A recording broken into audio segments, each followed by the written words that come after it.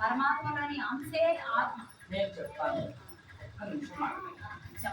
పరమ అంటే అర్థం శ్రేష్టమైన. ఆ శ్రేష్టత్వం ఏంటి అంటే పరమాత్మ యొక్క శ్రేష్టత్వం భగవద్గీతలోనే చెప్పబడింది. అవి 5 లక్షణాలు. ఒకటి ఏమిటంటే అశరీరి, శరీరము లేనటువంటి వాడు. 2 రకాల శరీరాలు, స్థూల శరీరం, సూక్ష్మ శరీరం. 2 లేనటువంటి వాడే భగవంతుడు. శరీరం ఉన్న వాళ్ళు ఎవరు భగవంతుడు కాదు. ఇది భగవద్గీతలో క్లియర్గా చెప్పబడి ఉంది. రెండవది జననము మరణం లేనటువంటి వాడే భగవంతుడు. జన్మ లేదు, భగవంతుడు అజన్మ. జననం లేదు, మరణము లేదు. మానవులందరూ జనన మరణ చక్రంలోకి వస్తున్నారు. అదే అదే ఆత్మ. ఆత్మలకే పరమాత్మ వేరని చెప్తున్నారు. ఆత్మలన్నీ శరీరం తీసుకుంటున్నాయి. జన్మ అంటేనే అర్థం ఏంటి? ఆత్మ వచ్చి శరీరంలో ప్రవేశించి ఈ విధంగా విద్య రూపంలో బయటకు రావడాన్ని మనం జన్మ అంటున్నాం. మరణం అంటే ఆత్మ శరీరాన్ని వదిలి వెళ్ళిపోతుంది. కాబట్టి వెళ్ళిపోయిన ఆత్మ మరలా వచ్చి జన్మ తీసుకుంటుంది.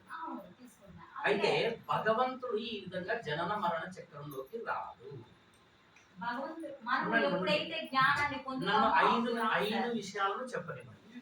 ఎందుకంటే అసత్యము అనేటువంటిది మైండ్లలోకి వెళ్ళిపోయింది అనుకోండి, ఆ అసత్యమైన కాన్సెప్ట్ అలాగే తిరుగుతూ ఉంటుంది. మీరు ఏమన్నారు? సత్యమేవ జయతే. కాబట్టి సత్యం జయింపజేసేటట్లుగా మనం చేయాలి. మీరైనా, మేమైనా, గురువులైనా, ఎవరైనా కానీ. కాబట్టి వాళ్ళందరూ చెప్తున్నది ఏంటంటే భగవంతుడు సత్యం. ఆ భగవంతుడు ఎవరు అనేటువంటి దానికి 5 అంశాలను నేను భగవద్గీత నుంచి తీసుకున్నాను. ఆ అంశాలను పూర్తిగా వినండి. మూడవది ఏంటంటే అభోక్త. అభోక్త, భోక్త అంటే స్వీకరించేవాడు. అభోక్త అంటే ఏది స్వీకరించనటువంటి వాడు. ఏది స్వీకరించాడు? ఇప్పుడు ఈ శ్వాసను కూడా స్వీకరిస్తున్నాం, ఈ శ్వాసను కూడా ఆయన స్వీకరించాడు. అంటే ఎప్పుడైతే శ్వాసని పట్టుకుంటామో అప్పుడు లోపల ఉన్న ఆత్మని దర్శించగలుగుతాం. కరెక్టే. ఇంకా ఇంకా కొంచెం నేను అన్నిటికి వస్తాను. 4వది అవ్యక్తుడు. వ్యక్తము కానివాడు. వ్యక్తం కావడం లేదంటే కళ్ళకు కనపడకపోవడం ఒకటి, అర్థము కాకపోవడం కూడా. భగవంతుడి గురించి భగవంతుడే వచ్చి చెప్పుకుంటేనే అర్థం అవుతాము, కానీ మనకి ఇంకా వేరే ఎవ్వరికి కూడా ఆయన అర్థం కాదు. అట్లా అన్నమాట. తర్వాత వచ్చేసి 5వది అయోనిజుడు. ఇందాక మీరు 84 కోట్ల జీవరాశులు అన్నారు, 84 లక్షల జీవరాశులు అన్నారు.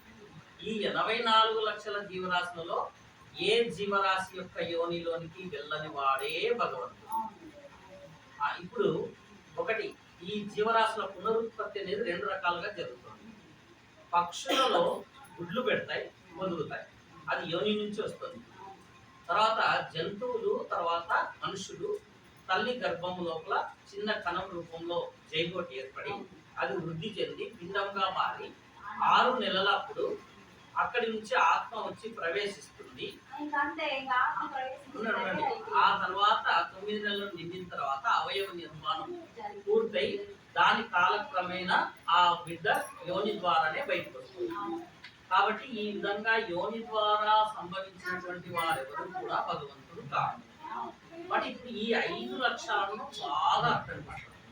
శరీరం లేనివాడు భగవంతుడు, శరీరం ఉన్న వాళ్ళు ఎవ్వరు భగవంతుడు కాదు. తర్వాత జనన మరణాలు లేనివాడే భగవంతుడు, జన్మించిన ప్రతి వారు మన భగవంతుడు కాదు.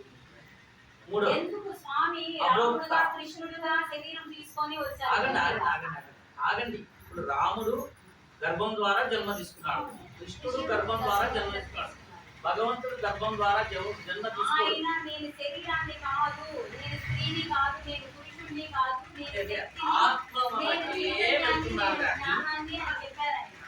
ఆత్మలలోకి కూడా పరమాత్మ అనేటువంటి వాడు సర్వశ్రేష్టమైన వాడు. ఆ సర్వశ్రేష్టత్వమే ఈ లక్షణాల్లో ఉన్నాయి. ఈ లక్షణాలను మనం వర్తింపజేస్తే ఎవరు వస్తారు బయటకంటే శివుడు జ్యోతిర్లింగ రూపంలో, లింగ రూపంలో మనం పూజిస్తున్నాం. ఆ లింగానికి అర్థం ఏంటంటే అది గుర్తు, చిహ్నం మనం పెట్టుకున్నాం. యాక్చువల్ గా పరమాత్మ ఉన్నది ఒక జ్యోతిర్బిందు స్వరూపం, అవును, పాయింట్ ఆఫ్ లైట్. అవును, ఈ పాయింట్ ఆఫ్ లైట్ అక్కడ కూడా మనకు అర్జునుడికి విశ్వరూప సందర్శనం చేసిన తర్వాత ఏమంటాడు, నాకు కోట్ల వెలుగు, లైట్ల వెలుగు అంటే కాంతి ఇంత ఉంది, కోటి సూర్యుల వెలుగు ఉంది, నేను తట్టుకోలేకపోతున్నాను అని. అంటే ఏంటది? ఒక ప్రకాశం.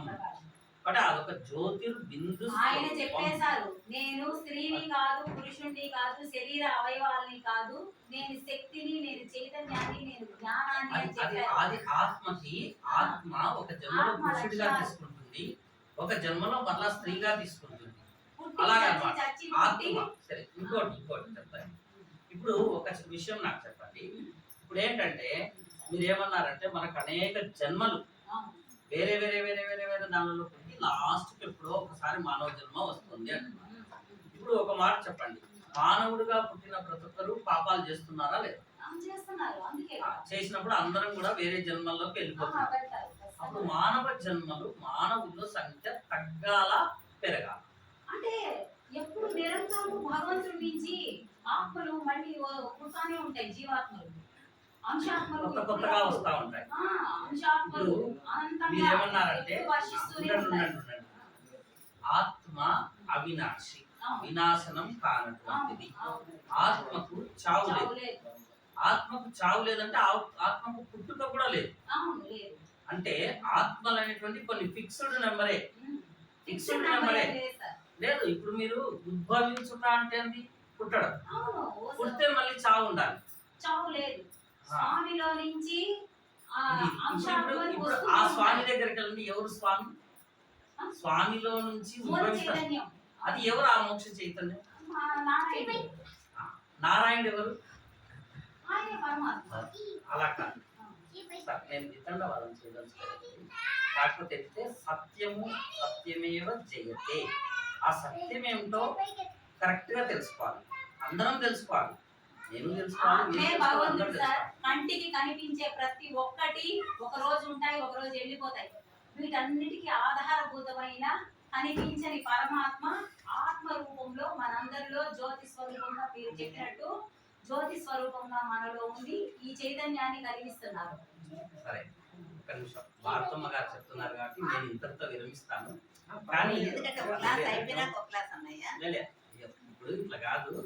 మీరైతే ఇప్పుడు కాకపోయినా తర్వాత అయినా సత్యం తెలుసుకోవాలి. ఎందుకంటే సత్యం అంటే ఆత్మే భగవంతుడు, ఆత్మే ఆత్మ సత్యం. సత్యమే, ఆ, ఆత్మ సత్యమే. ఇంకోటి ఏంటంటే మానవాత్మ తిరిగి మానవ జన్మనే పొందుతుంది. అయితే వినండి, జడభరతుడి వినండి, కథ వినండి, చూడండి వినండి. మీరు. మీరు జడభరతుడు నుండి వీళ్ళందరికీ ముఖ్యమైన వాడు వేదవ్యాసుడు. అవును, వేదవ్యాస మహర్షి ద్వాపరయుగ మధ్యలో అష్టాదశ పురాణాలు రాశాడు. ఆ తర్వాతనే మీరు చెప్పిన ఎవరైనా తీసుకొని వచ్చేది ఇవన్నీ అవును. మెయిన్ వాళ్ళవే అంటే మూలం అక్కడ. సార్, మనిషి వినండి, జన్మ వినండి, వినండి. తీసుకున్నోళ్ళు మనిషిగానే వస్తారు, కానీ వాళ్ళు చనిపోయేటప్పుడు అది కూడా చెప్తున్నాడు ఆ, కదా, అదే నేను ఈశ్వర స్వామి చెప్తున్నాను. ప్రాణం ఇక్కడ పోయేటప్పుడు ఏంటంటే అదే, ఏ అదే. ఆలోచనతో అంతిమతి మేడం సోగతి. చెప్పింది కరెక్ట్ అన్నయ్య. అక్కయ్య ఆగండి, ఆగండి. అంతిమతి సోగతి. కాబట్టి మనం శరీరం వదిలేటప్పుడు ఏ స్మృతిలో వదులుతామో ఆ అది జన్మ. మళ్ళా మానవ జన్మలో పొందిన తర్వాత నీకు అలాంటి లక్షణాలు కలుగుతాయి. ఇప్పుడు చూడండి, ఇప్పుడు మానవ జన్మలో గుడ్డి కుంటి, తర్వాత తినడానికి తిండి లేనటువంటి వాళ్ళు, చాలా విలువిల్లాడేటువంటి వాళ్ళు, రోగాలతో విలువిల్లాడేటువంటి వాళ్ళు ఎంతమంది ఉన్నారు. అవును. ఇవన్నీ ఇప్పుడు మానవ జన్మం అతి దుర్లభమురా అని అంటే మరి ఎన్నో జన్మల తర్వాత లభిస్తే అది అందరికీ శ్రేష్టమైనదే ఉండాలి కదా మానవ జన్మ. అందరికీ ఎందుకు ఉంటుంది? మనం చేసుకున్న దాన్ని బట్టి ఉంటుంది. అదే ఇప్పుడు అదే కదా. ఇప్పుడు దీన్ని చేసుకున్న దాన్ని బట్టి పక్క జన్మల్లోకి వెళ్ళిపోతే వేరే జంతువుల్లోకి మానవ సంఖ్య తగ్గాలి.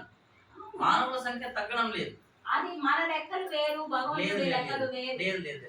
ఇది మన లెక్కలు వేరు, భగవంతుడి చెప్తాను లెక్కలు కదండి. వేరు. మానవ ఆత్మల సంఖ్య ఉన్నది 900 కోట్లు. అర్థమైందా? అది మనము చెప్పుకునేది కాదు సార్. అన్నయ్య, అదే, అదే. అదే ఒక సబ్జెక్ట్ అన్నయ్య. మీరు ఒకసారి మాట్లాడుతులేండి మేడం ఫోన్ నెంబర్